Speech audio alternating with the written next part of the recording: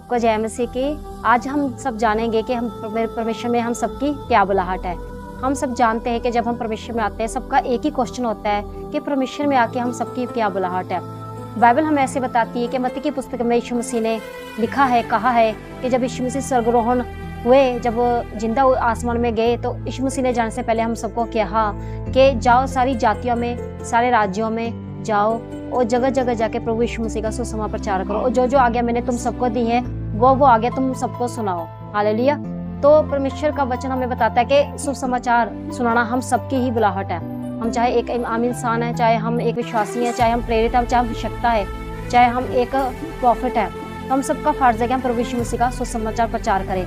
हम बाइबल में देखते हैं कि राजा 2 की पुस्तक 5 के 1-2 अध्याय में लिखा है कि नमान के था उसके घर में एक छोटी सी लड़की जो 10-12 साल की लड़की थी, जो उसके घर में नौकरानी का काम करती थी। तो उसने जब अपने मालिक को कोढ़ी देखा कि नमान कोढ़ी था, उसने सुसमाचार प्रचार किया और अपनी मालकिन को कहा कि क्या ही अच्छा होता जब नमान मेरा मालिक इजराइल की भूमि पे होता, कि इजराइल का परमेश्वर जो उसका दास एलीशा अगर उसके पास वो जाता तो वो उसको कोढ़ से बचा सकता था। तो जब नमान ने ये वचन सुना, उसके कानों में प्रभु का वो वचन पढ़ा कि सचमुच इजराइल में एक ऐसा परमेश्वर है और ऐसा परमेश्वर का एक दास एलीशा अभिषिक्त है कि जो परमेश्वर की ओर से मुझे कोढ़ से मुक्त कर सकता है। बाइबल बताती है कि जब उस छोटी लड़की ने प्रभु का वचन दिया, उसी टाइम वो उठा और अपने सैनिकों समेत, अपने रथों घोड़ों सवारों समेत वो एलीशा के पास गया, दीन होकर, हलीन होकर। और बाइबल बताती है कि उसका कोढ़ बिल्कुल खत्म हो गया। वो एक छोटे बच्चे के समान उसका जो बॉडी है, बच्चे के समान बिल्कुल क्लीन होगी, बिल्कुल व्हाइट होगी और उसका शरीर बिल्कुल कोमल हो गया और वो बचाया गया।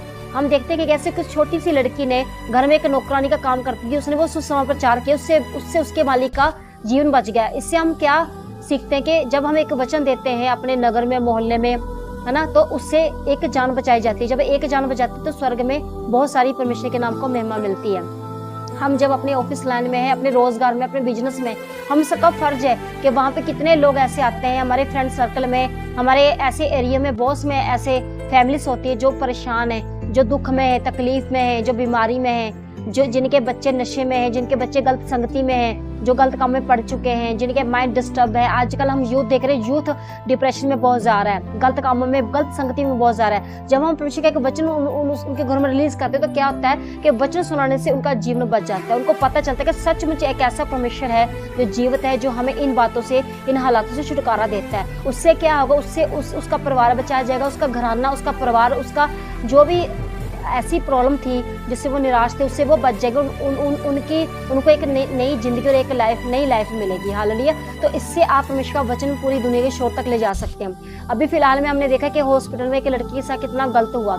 अगर वहाँ पे हॉस्पिटल्स में, अपने ऑफिस एरिया में भी हर एक इंसान, चाहे वो लेडीज, चाहे बंदा है, चाहे लड़का है, वो परमेश्वर का वचन का सुसमाचार प्रचार करे, तो वहाँ क्या होता है, यीशु मसीह का वचन कहता है कि जहाँ 2 या 3 मेरे नाम लेते हैं, मेरे वचन का प्रचार करते हैं, वहाँ यीशु मसीह कहता है मैं खुद विराजमान हो जाता हूँ। वहाँ परमेश्वर की हजूरी आ जाती है, वहाँ परमेश्वर के दूत आ जाते हैं, सुरक्षा एंजल्स आ जाते हैं। उससे क्या होता है कि हम नहीं जानते कि सामने वाले का मन में क्या बातें चल रही हैं, लेकिन जब हम परमेश्वर का वचन का प्रचार करते हैं तो उससे क्या होता है कि सामने वाले मन में, हो सकता है उसके घर में गलत ख्याल आ रहे हो सकता है उसके मन में सुसाइड करने के ख्याल आ रहे हो सकता है उसके मन में गलत संगति में जाने के थॉट्स आ रहे हो सकता है उसके मन में चोरी करने के थॉट्स आ रहे हो, किसी का बुरा करने के थॉट्स आ रहे हो, कि किसी से लड़ाई झगड़ा करने के थॉट्स आ रहे हो। तो उससे क्या होता है, जब हम उसको परमेश्वर का वचन उसके ऊपर रिलीज करते हैं, बताते, तो उसके मन में सारे थॉट्स परमेश्वर की हजूरी में जाके उसके थॉट्स खत्म हो जाते हैं। परमेश्वर की दया इतनी होती है तो वो सारे थॉट्स उनके खत्म हो जाते हैं, बुराई वाले, और परमेश्वर के अच्छाई वाले थॉट्स उनके अंदर आने शुरू हो जाते हैं। इससे क्या होता है कि हर एक वो इंसान जो कोई कुछ गलत करने जा रहा होता है, वो गलत करने से बच जाता है, उससे परमेश्वर उसको बचा लेता है। तो हम बहुत सी रूहों को कैसे बचा सकते हैं, है ना।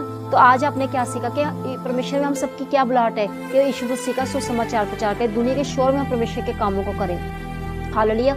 हम अपनी जॉब भी करें, हम अपने बिजनेस को भी करें, हम अपने काम करें, लेकिन सबसे इंपॉर्टेंट काम क्या है कि यीशु मसीह के नाम की महिमा जरूर करें। हम सब जानते हैं कि हम घरों में, परिवार में नहीं हम उस माहौल को बना सकते हैं। हम चर्चों में क्यों जाते हैं, चर्चों में वो ऐसा माहौल हमें मिलता है, संगति का माहौल मिलता है, प्रभु की महिमा का माहौल मिलता है, परमेश्वर की आराधना का, तो ऐसा माहौल वहाँ बना होता है। घरों में वो माहौल नहीं होता है, इसलिए हम अपने उस एरिया में वैसा माहौल बना सकते हैं जब हम वहाँ रोज प्रभु का वचन की बातें करेंगे।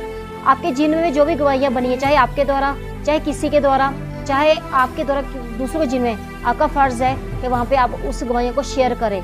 इससे उनको पता चलेगा कि सचमुच हमारा परमेश्वर जीवित है। जैसे उस छोटी सी लड़की ने नमान सैनिक को, जो कौड़ी था, उसको वचन दिया, उसका जीवन बचाया गया। ऐसे बहुत से ऐसे नमान होंगे जो पीड़ित होंगे अपने घरों में, परिवारों में, अपनी फैमिलीज में, अपने रोजगार में, अपनी लाइफ में, पर्सनल लाइफ में भी वो कई बार बहुत निराश होते हैं पर्सनल लाइफ को लेकर, जो वो खुल के नहीं बता सकते। तो ऐसे बहुत से लोग बचाए जाएंगे, जैसे उस बेटी के सुसमाचार सुनाइना से बचाए गए। तो आज सबने सीखा, तो आज से हम सबकी क्या बुलाहट है आप सबने जाना। आई होप आप सब इस बुलाहट में जरूर चलेंगे और अपने आसपास का माहौल परमेश्वर में जरूर बनाएंगे। आप सबको जय मसीह की।